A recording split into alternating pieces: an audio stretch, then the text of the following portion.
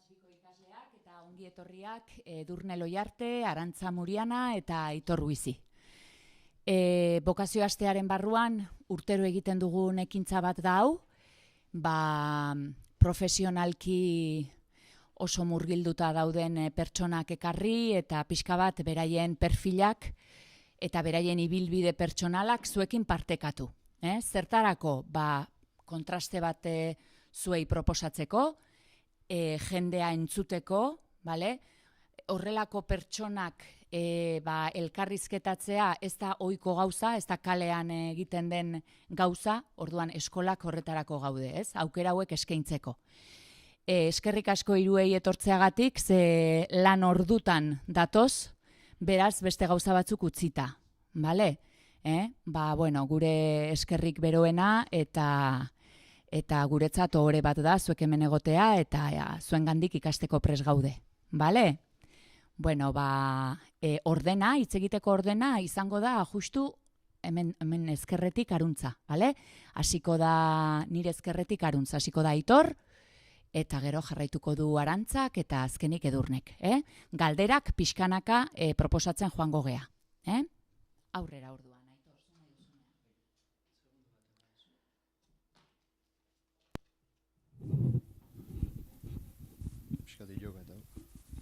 A ver, hitzen da? Bale, egunon. Ni Aitor Ruizi naiz, Hernanikoa, 26 urte azkat. Eta, oantxe bertan, batetikan matematikaria naiz, enpresa batian hemen Miramonen parke zientifikoan, eta bestetik untza taldean, eta beste talde batzutan, biolina jotzen dut. Orduan, ustet plana dela, pixkat esplikatzea nola iritsi naizen honea, ez? Lehenik eta behin. Hori da. Ni Hernaniko Institutuan egin nun batxilergo zientifikoa, eta, batxilergo garaian eta lehen hori bai bitartean, biolin ikaslean nintzen, eta kuadriako batzukin, taldetxo bandakan, pixkatola marrana dakiteko, eta gero, 17-18 urtekin, erabaki nun unibertsitateko ikasketak egitea eta matematika ikastea sartu nintzen Bilbon, holaxe apelo, eta, Bilboa jo nintzen, 4 urte initun bertan, matematika karrera atea nun bitartian, han ere ibiltzen nintzen biolinakin, eta, nire pinituak egiten, lagun batzuk ezagutu nituen, residentzia batean bizitza jo nintzen hasiera batean, eta bertako ikasleekin banda bat montatu genuen, eta horri biltze ginean, eta, orduan hori, beti ez, saiatu naiz pixka bat, bilak ekilibrioan ematen. Eta, behin karrera bukatu nula Bilbon, aukera eman ziatenan Bilbon lantxo bat egiteko unibertsitatean, enun onartu, kanpora jo nahi nulako, eta Bartzelonara jo nintzen beste 2 urte, master bat egitea, matematikan inguruan. Eta justu Bartzelonara juteko matrikula egiten nahi nintzen udara hortan, izan duzan grabatu gendunean, untza taldeakin grabatu nunean lehenengo diskoa, diskortan dago Aldapangora kanta tartean. Eta orduan ze pasazan, Bartzelonan kursoa sinun gara ibertsuan, estrenatu zala Aldapangora kanta, eta horrek ekarri zula bapatian kontzertu demanda bastante handia. Eta, ni Bartzelonan egon, eta hemen kontzertuak ateatzen aizian, eta orduan, pixka bat ekilibrioa mantentzeko edo pixka bat konpaginazioa inalizateko eta nik ikasketak aurrea tealizateko, ze taldeko beste guztik Euskal Herrin zoben ikasten gari jaitan, gaztegoa dialako, oizala eta hitz egin gendun, ni kontzertu batzuta jongo nintzala eta beste batzuta ez, eta saiatuko ginala ni oso gutxitan bueltatu arazten. Con lo cual, kurso hortan, astebururo bueltatu behar izan nun. Maravilloso. Eta, ibili nintzen nola urte bete, larun batero, ostiral goizero honea bueltatzen trenian, eta igandero gauetan autobusian Bartzelona bueltatzen, nola ibili nintzen urte bete. Eta, horita gero, han bukatu nun, egin behar nuna, eta han eskaini ziaten lan bat, Bartzelonan bertan eskaini ziaten lan bat, eta plaza bat, inkluso plaza bat bezala hasi zian niretzako negoziatzen Kanadako zentro batean, Montreal hirian, eta, Bilbon Unibertsitateko lanarri ez esanion modu berdinean, Bartzelonan egola ikusi nun egoera zeintzan, eta esan nun behira. Aurrekoari ez esanion ikasten segitu nahi nulako, eta matematikari bezala nire lana sakondu nahi nulako, eta baina oraingoan ez dut.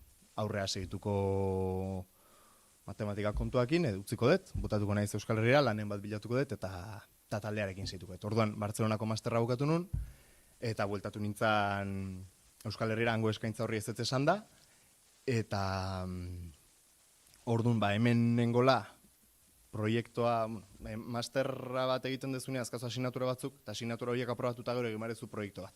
Eta gero proiektu hori aurkeztu barezu. Eta ni proiektu hori lortu nun ustea hemendik egiten, han egon beharrean, orduan proiektua hemendik egitea lortu nun, doala bitartean kontzertuak enitzazken, masterra bukatu nun, eta masterra bukauta gero lan bila hasi nintzen, eta lan bat topatu nun hemen Miramonen, ni Hernanikoa naiz, orduan Miramonen lan egiteak albidetzen dit etxean bizi naitekela, edo herrien behintzat. Eta orduan Miramoneko lan hori da oaintxe bertan daukatena, beste lana daukatena da kontzertuak, aurten askorik ez, baino iaz bastante. Eta orduan ere goera oaintxe bertan, hoi da, aukera batzuk eukin nitun, aukera batzuk hartu nitun, beste batzuk ez. Batzutan pentsatzen dut, ze pasako tezan, nik untze ez esan izan manio, eta jun izan manitzan lanea Kanadara adibidez. Baina, nik pixkat hau kontatuta, nire gustatuko litzaiake transmititzia,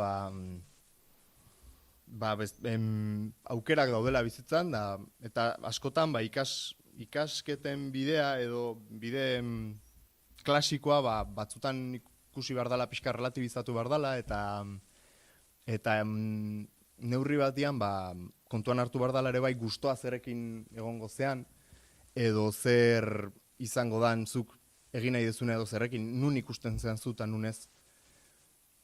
Eta orduan nire bilbidea hori da, nire refleksioak horiek dira, uste dut 10 minutu baino gutxi behin dutela edo ez dakit nola ni joan.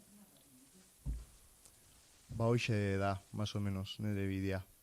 Bidean ingurun zehose jakin nahi bazu edo nire iritzen ingurun, gero galderak inditzazkezue. Eskerrik asko. Ni txikitan izan nahi nun lehenbizi bomberua. Gero ikusi nun proba fizikon asuntoa eta izan nahi nun direktor de orkesta. Eta bire ez. Eta gero ja inoiz ez dut eukiola ofizio bat ola buruan. Ni adibidez, ni matematikaria naiz, baina ni adibidez, bigarren DBH hartan matematika ez zaiten bate gustatzen da, ez zaiten bate interesatzen. Ni bat erez.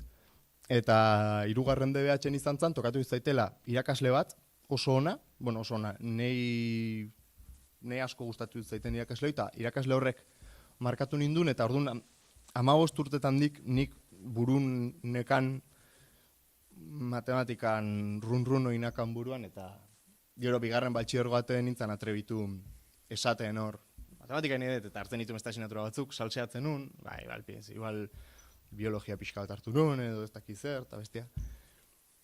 Baina hori, untzakin ninun aldaketa hori bezala, matematika hori pixkatola izan zen. Ni ez zaiten bate gustatzen, gaina oso txarren nintzen. Nik biderketak egiten segarren, baina nik hasi nun uste dut, malísimo.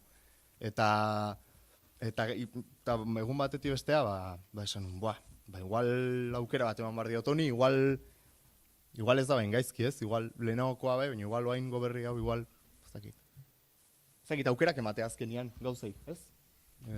Probatzea, arriskatzea, ezea, hanka sartzea eta remontatzea. Hortik dijuan ikustet pixka bat asuntua.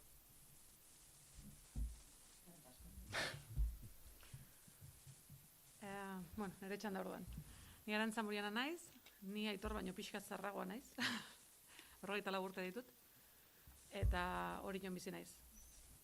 Donostiarra naiz, eta nik Axular ikastolan ikasi nuen nire ikasketa osoa, orduan etzan DBH, orduan beste izen batzu zituen, eta nire hori kostate zaizuen hizkuntzarekin DBH bat bi hiru zer dan traduzitzea, eta nire alaben mailaran arabera noa ikasten, así que bueno.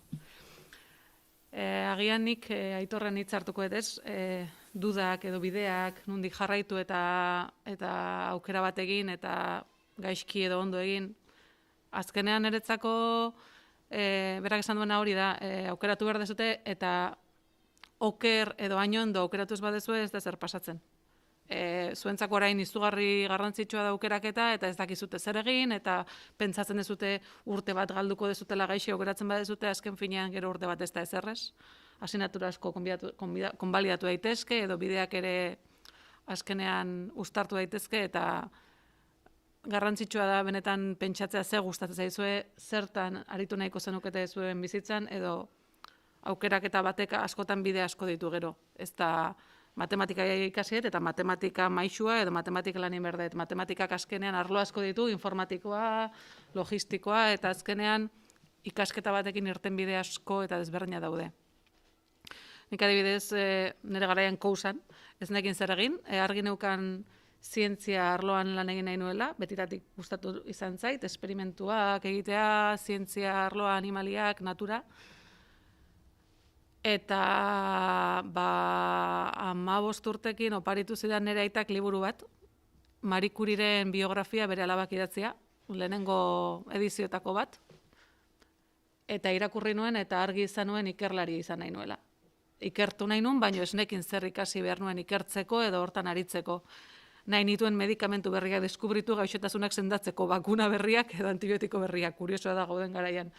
Baino ez nekin hortarako zer egin behar nuen. Orduan, nik zuek bezala, ez genuen aukera hau, bokazio azte ez genuen, baino egia da maisuak eskolan asko implikatzen zirela, eta bakoitzarekin hitz egiten zuten, test batzuk egiten zizkiguten, zertan gazara ona, zer duzu gustoago, porque desberdina da, ni oso ona nintzen hizkuntzekin eta idazten, ipuin lehiaketa pila bat irabazten dituen, eta idazteko grina neukan eta daukat, baina ez nuen nire bidea hortik ikusten, egia da dudetan ibili nintzala, kazetaritza zientifikoa ere gomendatu zidaten, baina nik nire burua hortan ez nuen ikusten, eta azkenean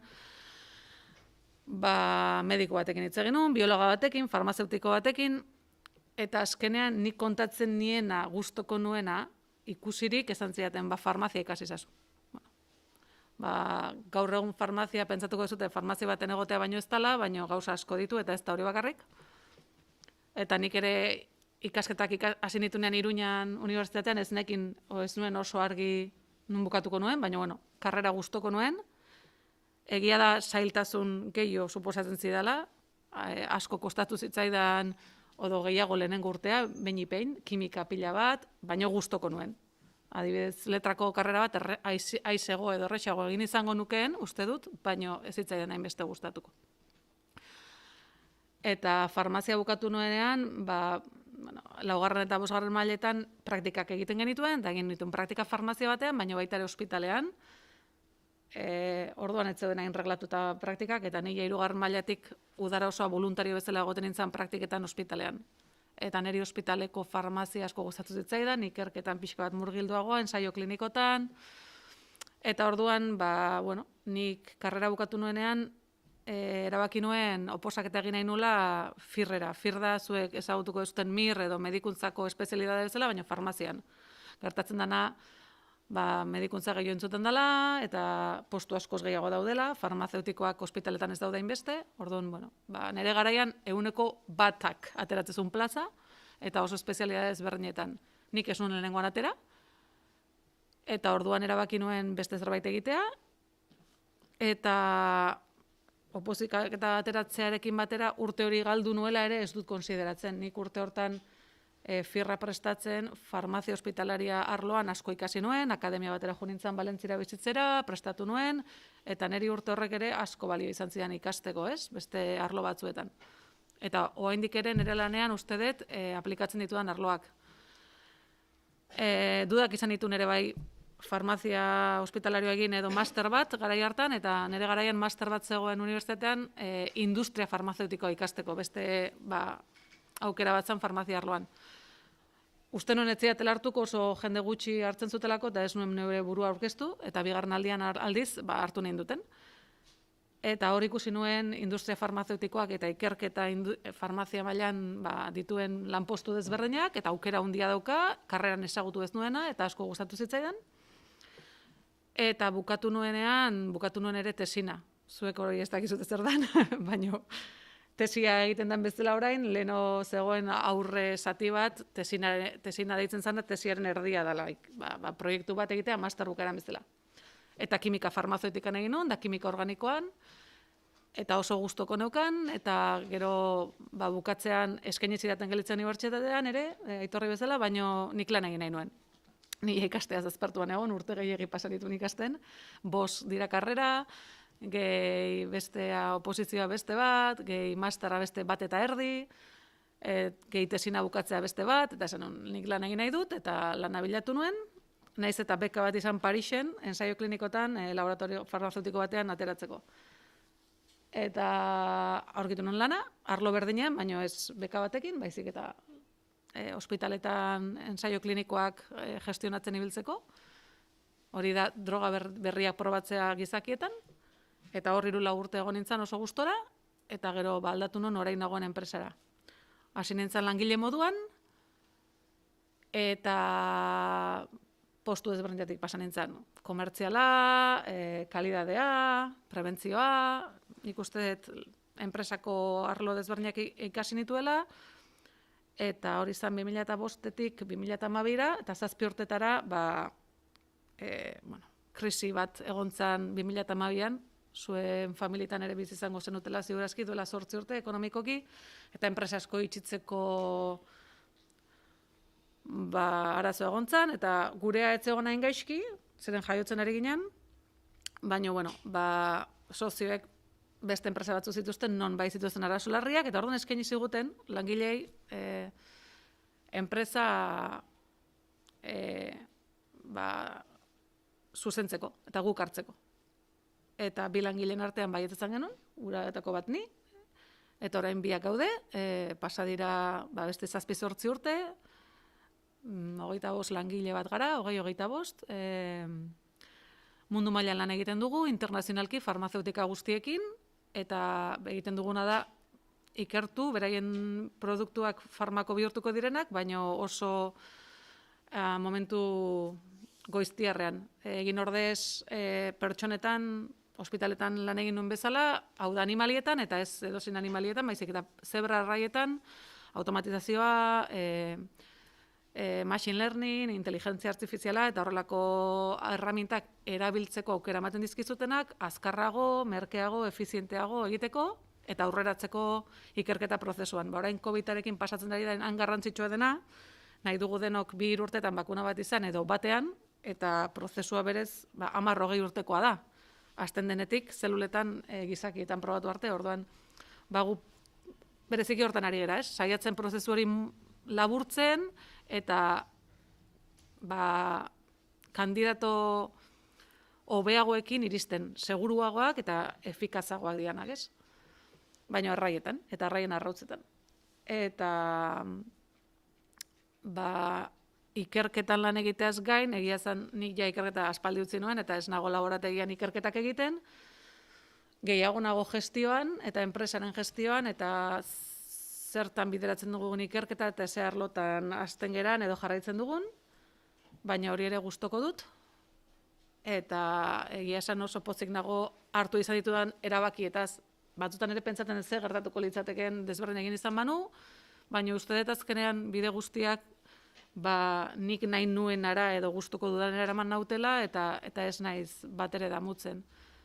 Eta gainera aukera dakat niri gustoko zaizkidan beste gauza asko egiteko, adibidez bidaiatu, zeren gure bezero gehienak internazionalea dira, eta lan egiten dugu Estatu Batuetan, Europa mailan, eta asko bidaiatzen dut bezeroak bisitatzera, ferietan, hori oso gustoko dut, eta jendearekin nago, bitartakaren naiz zientzia eta bezeroaren artean, jendea kudeatu behar dut, Eta gainera, adibidez, duela 2 urte, 2017an, enpresa Donostian dago, parke teknologikoan ere bai, baina Bostonera joan ginen ofizinak irikitzera, eta ni nire senarra eta nire 2 alabekin jo nintzen, beraiek orduan zituzten 2 eta 6 urte, eta 2 urte pasa ditugu Bostonen bizitzen, esperientzia moduan familiarentzat ere izugarria izan da, bere gora berekin, baino guztira nik uste dut baloraketa egiten duguna guk oso nahi izan dela.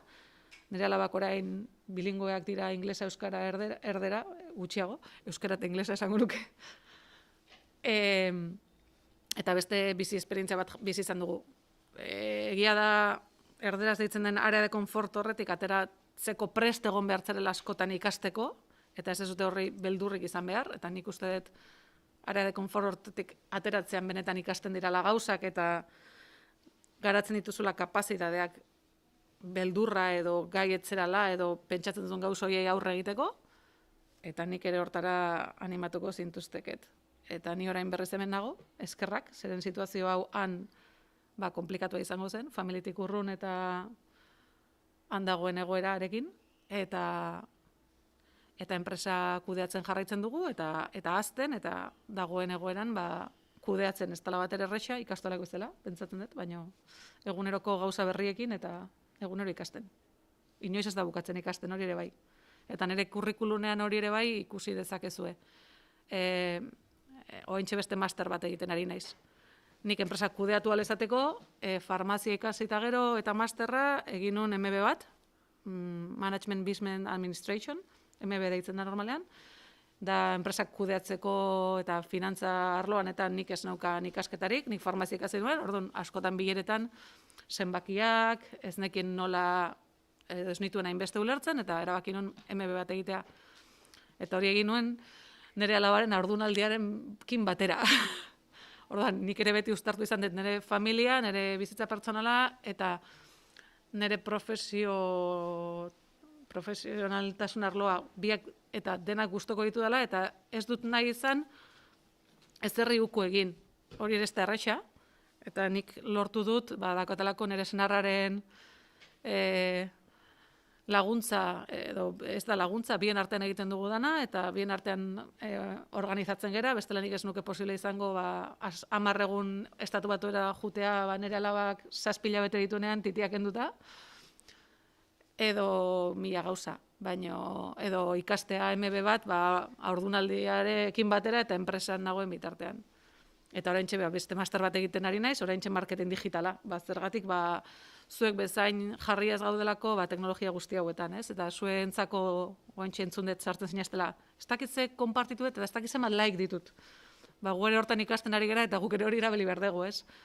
Eta oraintxe marketing digital inbound proiektu baten sartu gara eta jakin nahi nuen zertan gabiltzan eta nola egin hobeto, ez? Eta master batean sartu naiz lan egiten dutan batera. Así que ez dezue inoiz bukatuko ikasten eta hori da grina ere bai niretzako.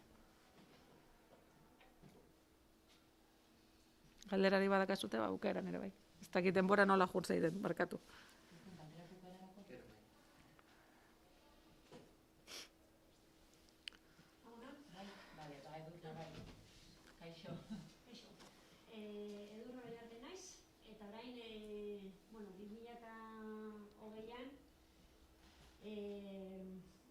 Ikerketa zentru batean dago, han ikerketa, Dikontek deitzen da, Milamunen dago, softwarean egiten dugu ikerketa, 200 pertsona bea. Hor, estrategia antolakuntza zuzendaria naiz. Eta, nire ikasketak, Deuston ikasi nun Donostian, administrazio eta zuzendara eta administrazio dirección de empresa deitzen dana, LADE.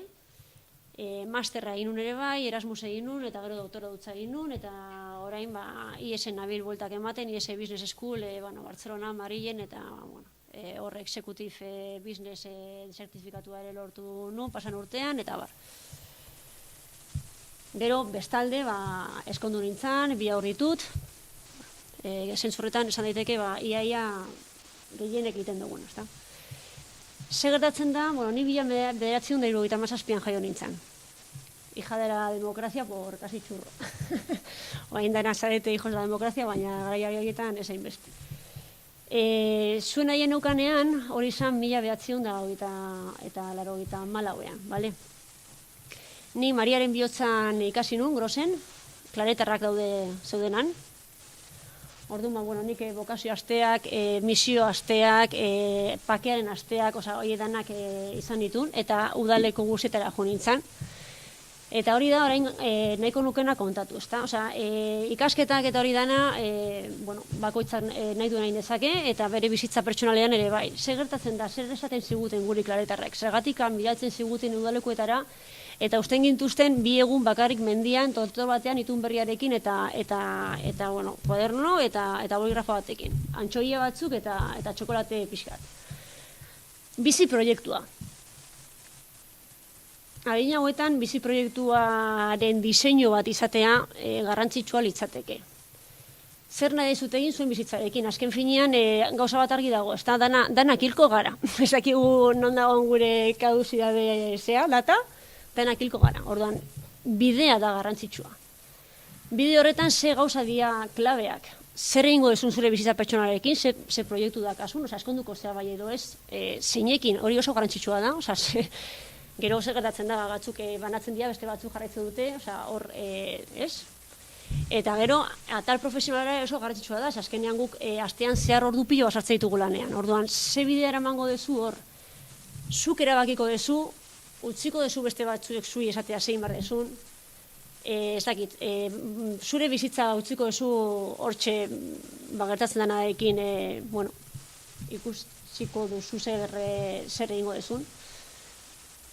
Eta hori da, mendia jutea, edo orain konfinamendua baldin bakazute 15 egun horietan papertxo bat, nik zer nahi dut. Zer baloretan fikatu nahian nire bizitza, ze balore. Ze askotan, gai hartan gertatu zitzaidan, ez nik egin nun egin nun empresariales eitzen sana. Klaretarrekin egun denia gehiena, danak ite zuten medikuntza, enfermeria, ez dakit ez, zure baloreak eta zure borondatea eta zure ontasuna no jartzen dezu, mediko izan nahi dut. Eta zer gertatzen da politikoekin, orain ditugun politikoak eta enpresetan dakagun jendea, eskuzabaltasuna, ontasuna, errespetua, horako baloreak izango balute, zer gertatuko zan, ez da? Ze alde dago, eta zergatik guk ez dugu leku horietara jun nahi. Agintarien lekuetara, balore honekin. Azkenean badi balore hona beti daudela, hori mediku mailan eta olako gauzetan, baina ez bestaldean. Ze baloretan fikatu nahi dugun gure bizitza oso garrantzitsua da. Eta balore horiek, badibez konpromesua, ezta? Ni konpromesua landu nahi baldin badet, orduan, pertsona batekin hasten baldin badet nire bizi proiektua egiten, agian, aguantatu beharko da pixkat, ez? Ez da, orain honekin ateratzen naiz, eta gero, como ya no mola, beste batekin, ez? Balore horiek, ez da? Azkenean, beste galdera bat, garai haietan ere, klaretarretek esaten ziguten azan ere, zu hemen ez zaudenean, nola nire zu jendea zu gogoratzea. Ze marka utziko duzu bizitza honetan. Eta bide asko daude bizitza horrela emateko, ikusten ari gara 3, baina hemen daude beste 34, eta planetan daude pertsona bakoitzeko modu bat. Orduan, bakoitzak erabakitzen duena da garrantzitsua, ezta? Eta, ni ja, ez dakit, niri buruz, azkenean nire beste kasu bat, noa ditzen izen, bakoitzak bere erabakiak hartzen ditu eta dena diskutigarria dira, edo nik ere esan nahiko nizueke, ni dakat esaldi bat asko gustatu zitzaidan antzun nunean, esan Teresa Kalkutarena. Harek esaten zuen que el que no vive para servir, no sirve para vivir. Orduan, edo zer gauza egiten dezutela, bereko egitasuna kultibatu beharrean eskuzabaltasuna, zerbitzua kultibatzen baldin bazute, asko sobeto jongo zaizuela uste dut. Eta nik uste planetan ere asko sobeto jongo izatekela dana. Así que bihartik aurrea bizi proiektua.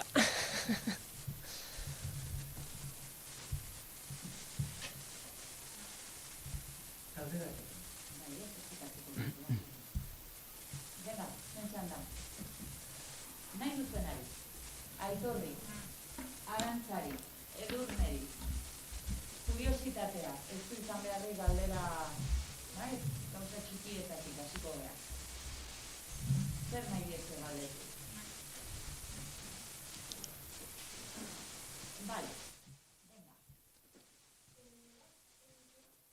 Aitor. Bai, gaizki esan dut izena lehen, ez? Esan dut, Jon? Aitor. Aitor, oaingoz, Aitor.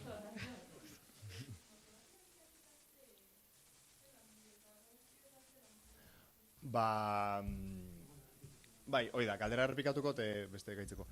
Galdetzen diate matematikari bezala, aber zelan bide edo zelan salida dauden, ez?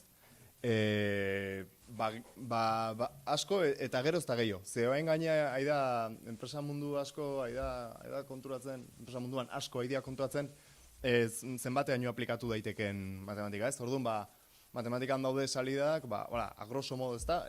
Klasikoak, mundu guztiak imaginatzea irakaslea edo investigadoria, baina gero hortaz aparte, ibili zaitezke enpresatan, azkenian matematika oso relazionatu dagolako informatikakin, edo logistikakin, antolakuntzakin, edo ingenieritzekin inkluso, finantzekin ere bai, dago zer ikusi dauka.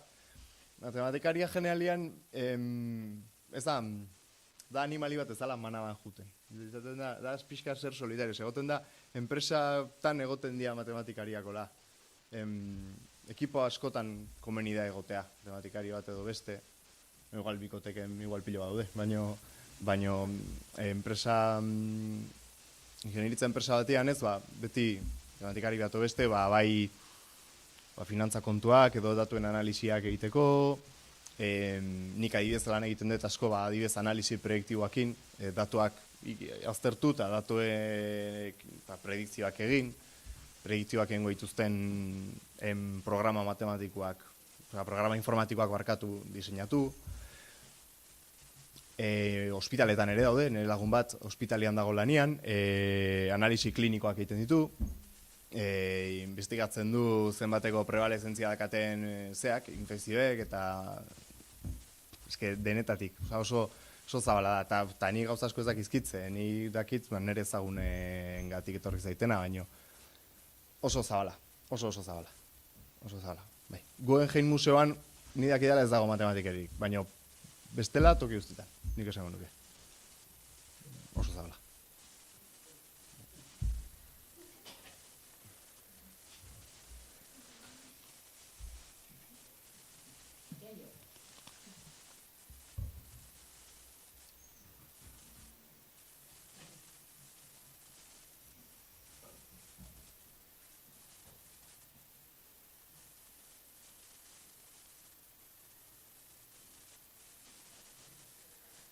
Denak batea ez, Ana.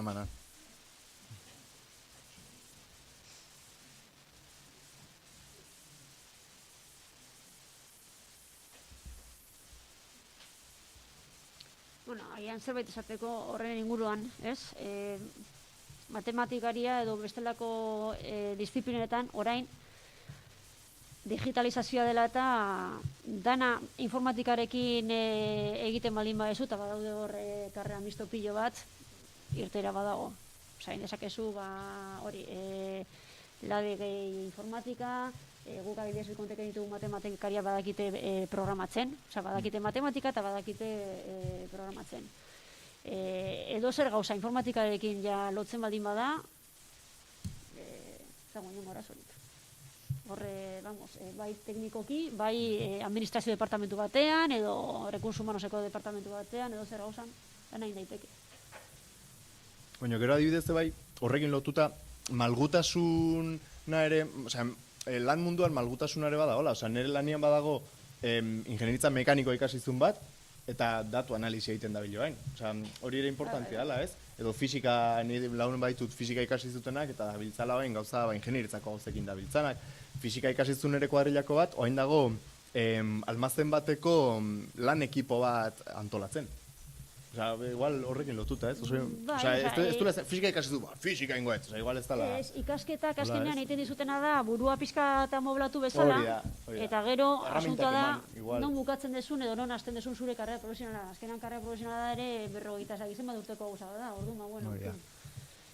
Eta hori hasten zara, bueno, forma ematen, karrerari.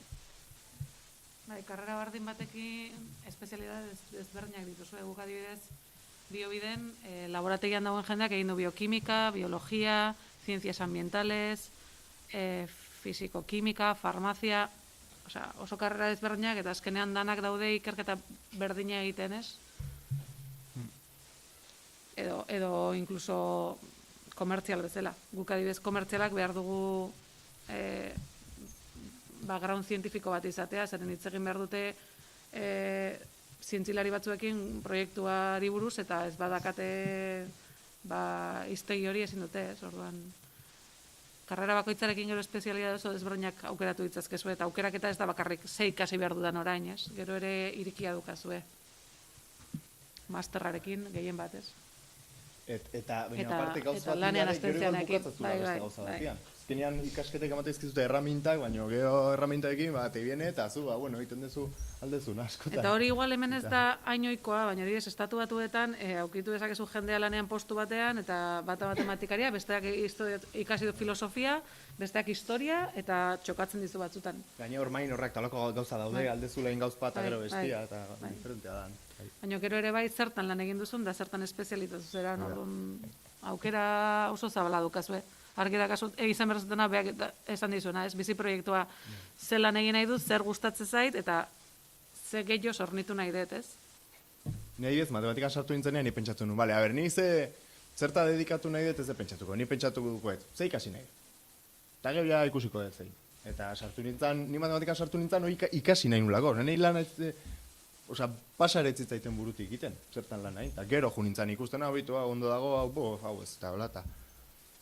Ez, bai, hola da, legoal pixkat asuntoa, ez? Ir biendo bezala, eta bueno... Eta lana azkenen eguneko ordu asko dira, baina gauza askoz gehiago daude, ez? Adibidez, nik nire bizitzan lanaz gain daude gauzak ez banituzke egingo, eguneroko oso zaila egingo zitzaidala, ez? Nik ere nire eskapeak ditut, eta kirola, ni korrika egitera joan berdet, noiz behinka, nire gauza botatzeko, yoga, umeekin mendira, ondartzara... Eta, guzti horrek ere azkenean zure bizi proiektua osatzen du, ez? Edurnek esan duen bezala ez da bakarrik zertan lan egin nahi dudan, zertan lan egin nahi dudan, nola, ze balioekin, zertarako, eta ze gauza gehiago zornitu nahi nire bizitza, ez?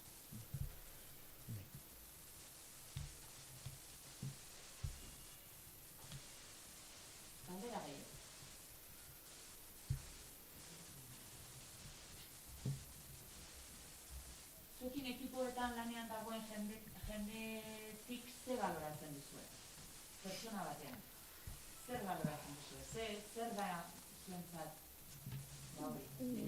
Nolabait kontutan hartzekoa edo pertsona batengan. Formakuntza pentsatzen dugu baiet, baina zer?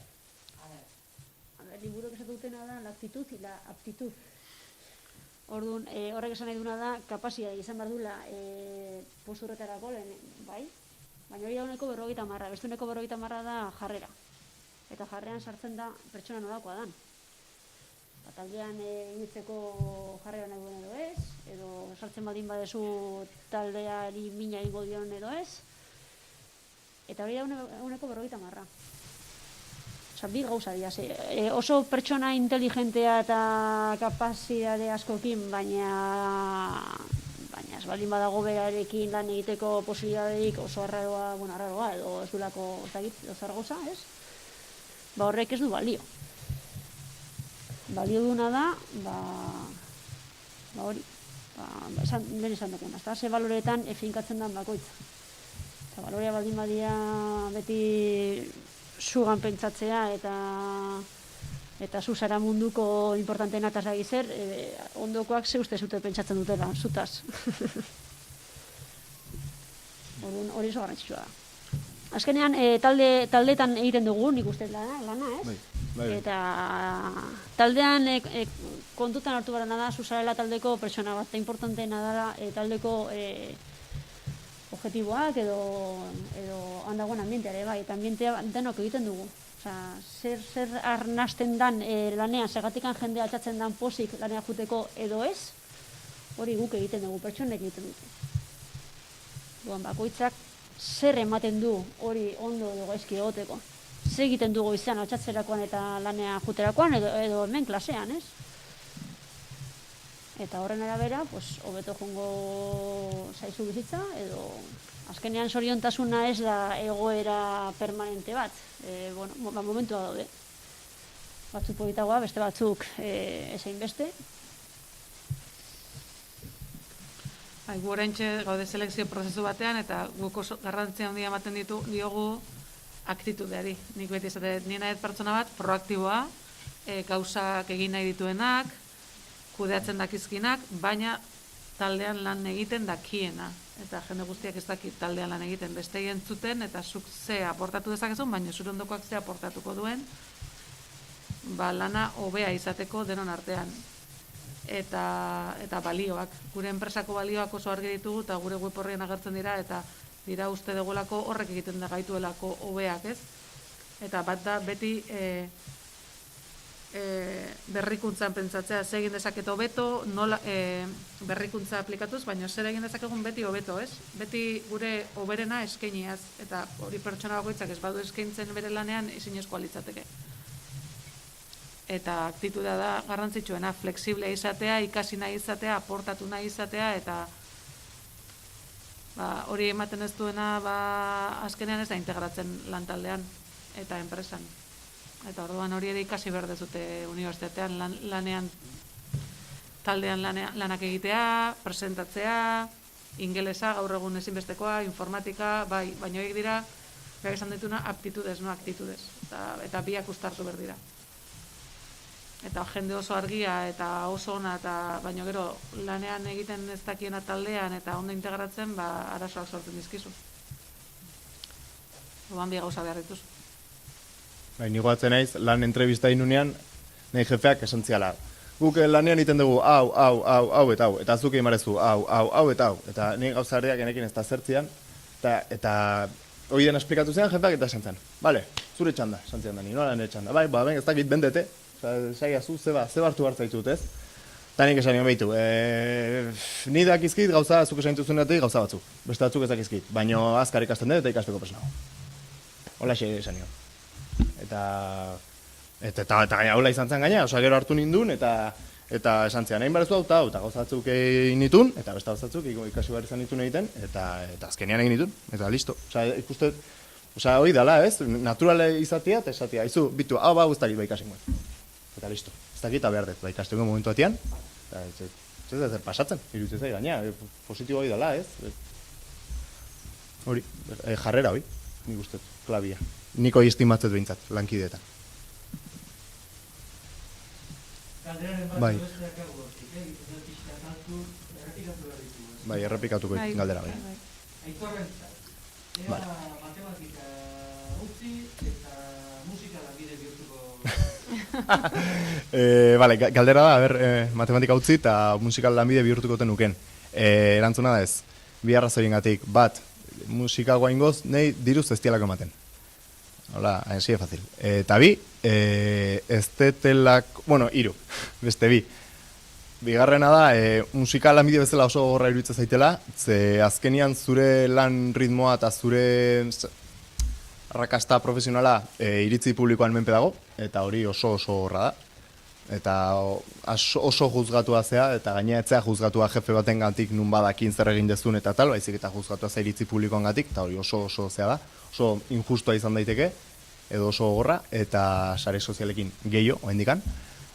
Eta hirugarren, eta netzako importantena, nahi matematika ere pilo bat gustatzen zaitelako, eta nukelako nahi hoi ez egin, zenik musika eta matematikakin biekin disfrutatzen den pilo bat, eta netzako era optima da, bieta dedikatu alizatea. Eta bietatikan, albaet bizi, ez bakarrik emozionalki baizik eta bai, materialki eta ekonomikoki, ja, txapo.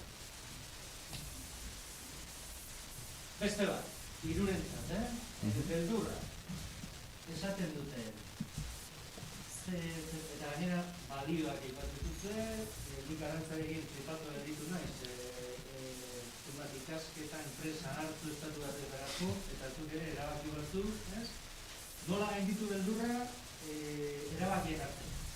Nola gainditu beldurra erabakien hartzen. Bai, galdera da nola gainditu beldurra erabakiak hartzerakoan. nik behintzat, nire kasun, nik beldurra ez dut gainditu, nik beldurrak bizi naiz. Nik uste dut dala jakitea, izu, erabakia hartuet, eta hilapodo liar, bai, eta ze, horrekin imarrezu aurrea, ez dakit, birutze zait, erabaki potentiak behintzak, hola hartzeituzula, nik boltatu nintzanean Bartzelonatik honea, ni pentsatzen nun, eta engatzen naiz, hola, zea, lanik gabe, ikasketik gabe, gauza bati ez esan diot, ze, eta ibiltzeko hemen detitiritero herritan jotzen, claro, eske, claro, baina horrekin bizizea, eta zein gozu, beldurre ez da juten, nire nintzatu ez zaizkunen dikan, nire bihar kalien gatzen naiz, eta zeite, eta git. Nik usteala konbibitzia beldurrakin, eta esatea dizu, bale, beldurrak jaia, baina eske, ados nago, Beldurra ez da joan behar, niretzako beldurra gaina beharrezkoa da, ez? Alerta jartze gaitu, eta esatizu, kontuz, gauzak ondo egin, ez? Erabaki hartzen duzu, eta niri laguntzen dit pros eta kontra paper baten jartze, eta idaztea gauzak, igual, jarraitza ditut idazten, eta egiten dut nire marraskitxoa, eta nire karratuak, eta gauzak hauek alde, eta besteak kontra. Ze pasatzen da kontrakoak agertzen badira, gainituko ditugu ere bai, ez? Momentu bakoitzeko gauzei aurre egin, ez egon beldurre ze pasako dan, zeren batzutak beldurrako handiagoak egiten ditugu, eta bihurtzen ditugu beldur gauza batzuk inoiz gertatuko ez diranak, ez? Orduan, kudeatu gauza bakoitza momentu bakoitzean, pausoz pauso, zure bestiak kaso eginez. Pauso hori, pauso. Eta beldurrak ez dira kendu behar, gainditu bai, erabakiak hartuz, eta bakoitzari momentu bakoitzan aurre eginez, baina niri laguntzen dit, ez? Ze gauza honak ekarri ditzazke, ze onurak, izugarriak, orduan aurre egingo diot eta saiatuko naiz, ez? Ez, bueno. Zuen artean. Bai, nik zerbait eranzteagatikan, oso ondo etortzen da askotan erlatibizatzea, azkenean lehen esan duguna, ez? Bizitza supurratzen da luzea dela, bizi esperantza 80 urte dira. Orduan momentu batean hartzen den erabakia bizitza osoan ez lukeain garrantzitsua izan behar ez hartzeko. Eta erabaki bat ez hartzea dakan prozesua da justo, ez badin bada ezer erabakitzen, hor erabaki badago. Horretaz ez gira konturatzen. Ez baldin badegu erabakitzen, hor erabaki badago. Gertatzen da ez dugula ikusten, baina zebete eskanitzen baldin badizute, eta pentsatzen baldin badezu, eta jarretzen baldin badezu pentsatzen, eskezakit, azkenean norbaitek erabakiko du zugandik. Norbaitek esango du, honeaino. Ez ez zer esan, erabakia da, ez ez. Orduan, ez erabakitzea daka ere beste erabaki bat, batzutan zuk ez erabakitzearena, edo nahi gabe ezetz erabakitzearena. Ez dakit esplikatzen nahi zen. Bueno, osaia baldin bada, esan eta...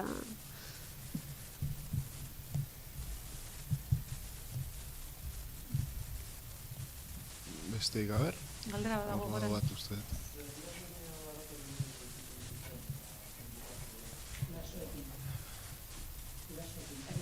Bai, galdetu du aber gurasoekin aratzorik izan genuen hartu genituen erabakiengatik edo, ez?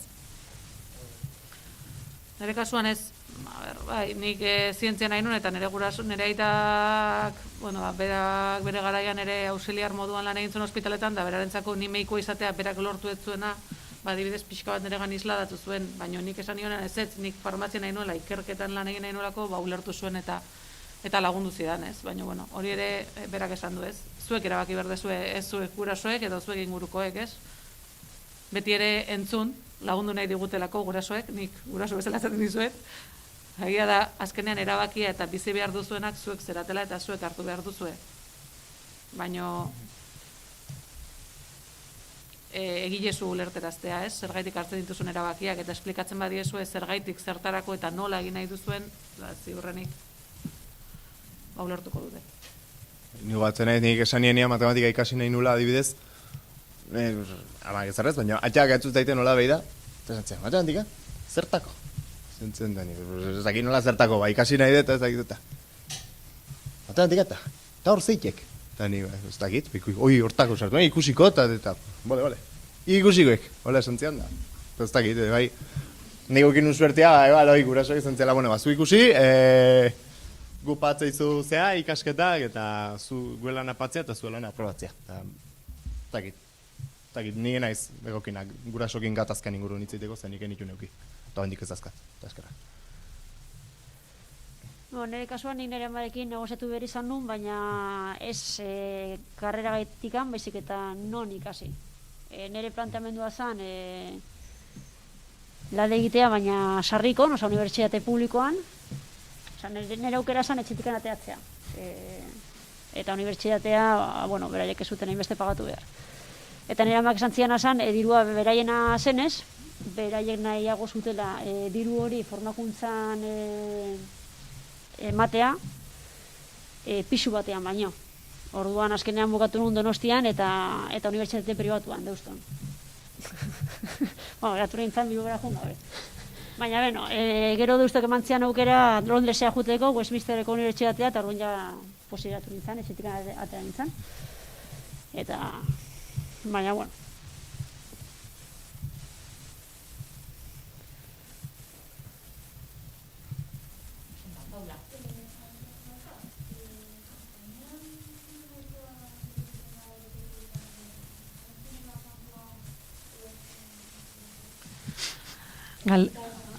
Galdetu du ea Espainian ikerketan nahikoa inbertitzen den kanpoan egon naizelako.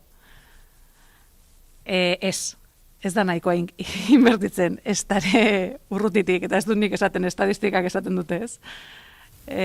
Naiz eta esan behar dut, egia esan Euskal Herrian esfortzu handia egin zela ikerketan inbertitzeko duela urte batzuk, enpresa pila bat sortu zirala ikerketa munduan, eta horregatik orain ere apostu bat egiten ari dira, ez? Eta atzo irakurriko zenuten Bayer farmazeutikak aspirina egiten dunak erosi dula Biralgen dala hemen dagoen enpresa bat, egin behar duna Harvard Unibertsitateko COVID-eko bakuna produzitu adibidez.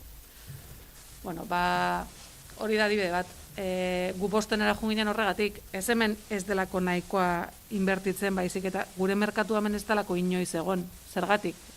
Hemen ez da inbertitzen nahikoa ikerketa fase hasierakotan. Ez dago ez diru pribatua, ez publikoa. Eta etzerrian dago publiko asko, baina gainera pribatu asko dago.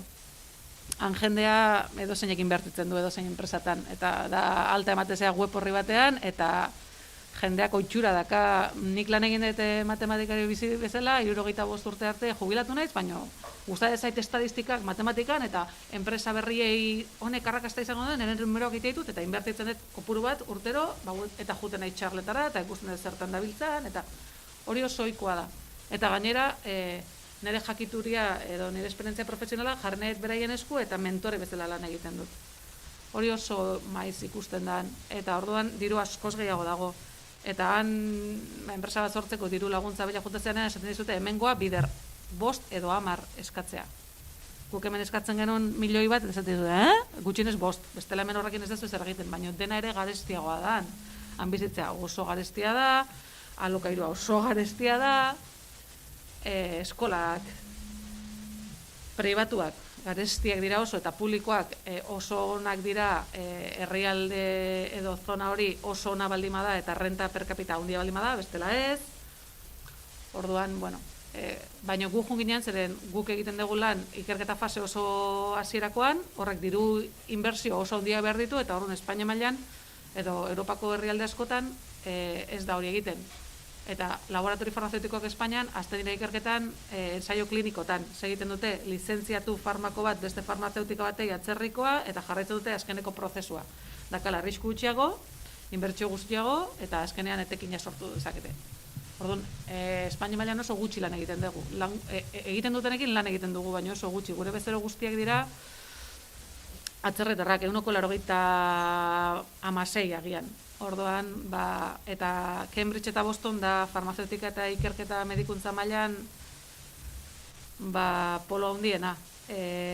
Unibertsitate mailan ere bai, munduko unibertsitate kopuru gehiena dauka Bostonek, ez da gita orain zenbaki zehatza, baina 300 unibertsitate inguru dituela uste dut. Eta orduan horrek ere sortzen du ere bai polo bat unibertsitatea, enpresak, ospitaleak oso garrantzitsua, eta horrei ere diru publiko asko ematen diote, potentziatzeko sektore publikotan enpresak sortzea, proiektuak elkarlanean, eta hori hemen falta da. Orduan, gure bezeroak 150 orain estatu batuetan daute han 2 urte junginelako. Eta hango enpresek diru askoz gehiago dakate gastatzeko ikerketan guregan.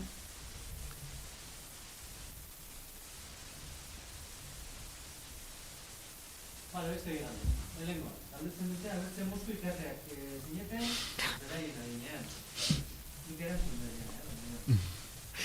Itxura bat. Galdera da, berzemuzko ikasleak ginean, 17 urtekin, batxiergo garaian, edo kou, edo ez dakit. Ni ona, ni ikasle hona nintzen. Nik nota honak ateatzen ditun. Saiatzen nintzen ikasten altzan da gutxina, eta hola juergan gehiago ateatzen nintzen, baina nota honak ateatzen ditu. Eta hortik aurrera, nota honak atea, eta sobratzen zan denboan, ozio. Baina ikasle hona, bai. Nire ikasle hona nintzen, baina lan asko eginda, kostata. Eta aldiz etxean eukan kontrakoa, nire aizpak minimo egiten zula, bazekilako horrekin nahikoa zeukala, eta sekin kontrolatzen, nik ez, eta orduan, bueno. Osea, garrantzitsuena ez da zelako notak ateatzen dituzuen orain, baizik eta nik nire labello izaten dut. Nik ez den naizuk nota honen ateatzea, lehenengo azterketa, lehenengo astean izan zuen da gaixoak oso gaixi pasazun matematika zen, eta nik esan nik ez dut behar zuk 10 bat ateatzea, nik behar dut zuk aldezun gehiena egitea, horrek balio dit, berdin zait nota. Hori ez da nahikoa esatezian. Niretzako bai, eta zure aitarentzako ere bai, eta azkenean zuen denbora eta zuen kapazitatea kudeatu nahi desutena lortzeko. Bueno, ni, eta 16 urtekin nengon futbolea jolasten, kadetarrekin nengon ezakizen gauzetan sartuta, udalekuetan eudan, baina urtean zehar monitore bezala, gitarra ere jotzen, abez batzan ere nengoen, baina jarretze eta abez batzan, hori bakarrik, solfeo eta txistu eta ezakizen gauza egiten. Bueno, notako nazian, baina jarrera esan ni oso urdurian nintzen, orduan. Norbaiti txintxeta jartzeko posibilitatea baldin banu jartzen nion. Edo aspertzen baldin bantzaren klasean, azten nintzen beste edo zer gauza egiten, ez? Baina, bueno, eske bakoitza dan bezalakoa da. Hor asuntoa da, hori, gaiztakeri txiki batzukin daitezke, baina maltzurra ezin da izan. Hori da ikasi nuna, bai. Osea, zigorren bat eraman nun. Baina Edurnek esan duna ere hona da, nik ere ez nizuek esango bakarrik ikasteko, nik ere voleibole jolasten nun, voleiboleko entrenadora nintzen ikastolan futbolea jolasten nun playerota, eskusoinoa jotzen nuen, solfeo, korala, osea, eta horrela jakiten dezu zer duzun gustoko eta zer dan aritu nahi duzun, ez? Osea, gero kontrakoa dakat nire etxean, eta nire labei ez diot kargatu nahi estraeskolarra ez, baina nik halanekan atzaldea, ez? Orduan.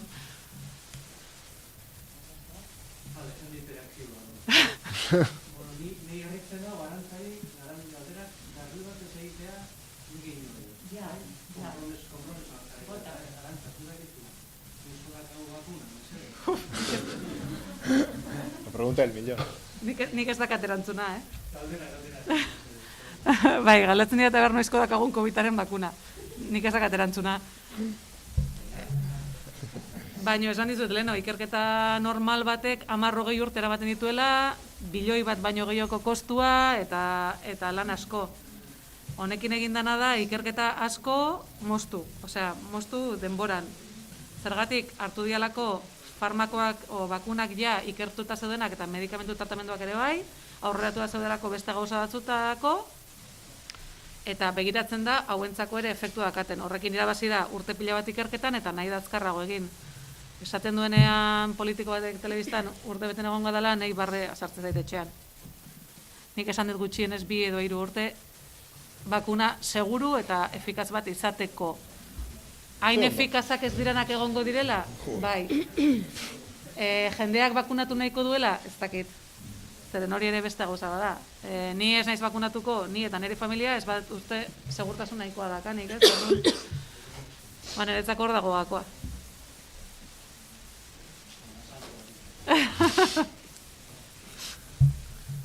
Galdera bat, zilegi da bilatzea lanean divertitzea? Bai, netzako. ikasketetan Así grande. inbertitzea, Niretzako. ala ja etorkizuna, gazte hauen etorkizuna jada muermo bat, Ez. jada soldata, jada urteak iten du nahitea, jada... Nik uste dut kontrakoa gaudela esaten, ez? Ikusi zertan gustatzen zaizun aritzea, zeren egunean ordu asko pasata ditugu lanean, eta divertitzen espazea, ni me ba la marcha, eta marcha ez balitzaidak ejungo ez nuke hau egingo. Azkenean gauza asko uztartu behar ditut, eta aukerak eta asko egin behar dituzu egunean. Eta egun txarrak eta onak dituzu edo hobeak edo okerragoak, baino ez ban nintzat divertituko ez nuke hau egingo. Beraz bai, bilatu behar da. Bai. Niretzako bai. Bueno, ordua da. Galdera bat falta da, Iñaki.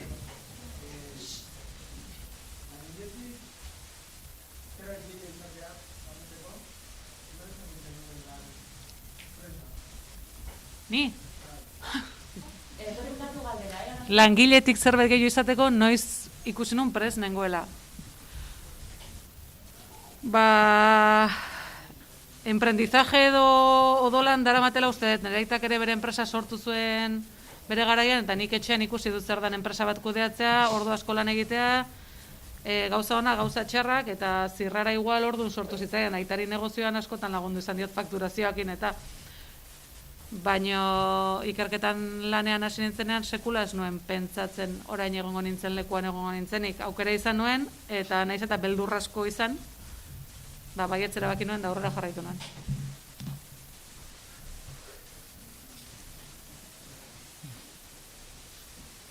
Bueno, Edurne, Arantza eta Aitor, mila esker etortzeagatik. Sale bat.